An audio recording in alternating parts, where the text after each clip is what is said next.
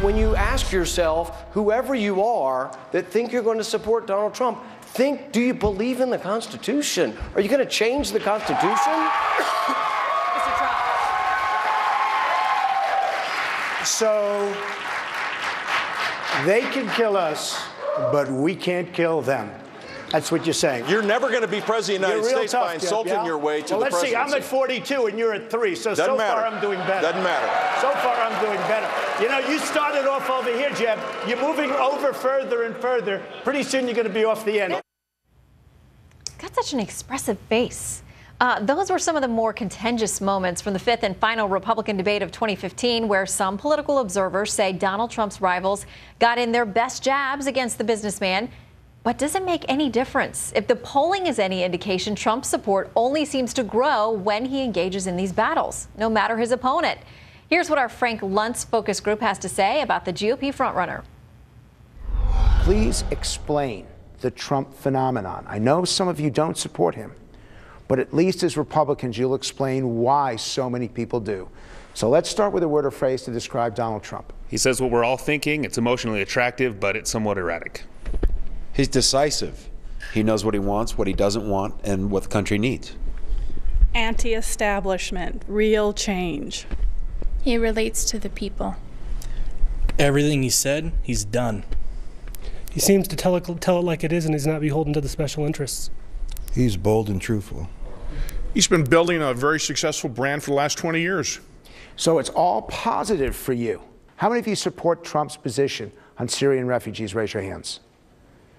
So it's a good percentage, and yet the public doesn't. Why do you support him? I support him because I want to feel safe, and I don't think this is the way to go. And what he says about stopping everything right where it is, I think, is the way we need to do it until we know what we're doing. We don't trust what's happening. You would actually follow Trump to keep Syrian refugees out. You got to tell me why. Well, he just said to keep them out until we can figure things out. Obviously, the people that did the San Bernardino shooting, they didn't even look at their social media. That's just basic part of a background check for any job that you or I would get. But this is racist, is it not? No, it's not. It's not racist? To itemize, to specify a religion, is it racist? No, it's absolutely, listen, it's absolutely not racist. Hold on, one at a time. I am a Catholic, and if I walked into an abortion clinic and I blew up a bunch of people against abortion, every leader of the Catholic Church would say what I did was wrong. That makes me a radical in my own religion. And people cannot do these things in the name of a religion or their interpretation of it. There's right and wrong. But isn't this in the back? Isn't this saying that we are demonizing everyone for the actions of a few? I think Trump's heart is in the right place, but I think he has it wrong as far as singling out the Muslims. Senator Cruz's approach is much better because it's by countries and by regions, not by religion. Eric. If we don't find a way to vet these people properly, then we have no idea who's coming in.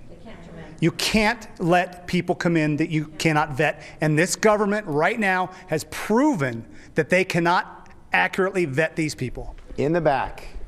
We're at war. Whether our president admits it or not, we're at war. They're at war with us. That means we're at war. And in World War II, we did not allow Germans to come in. We did not allow Japanese to come in. We did not allow Italians to come in. Why would we be at war and let these people come in when we don't know how to vet them? But Donald Trump, in what he has said, has basically inflamed this discussion, has it not? Has he not? And it's a good thing. You think he's handled it well? It's the people that don't understand what he's saying.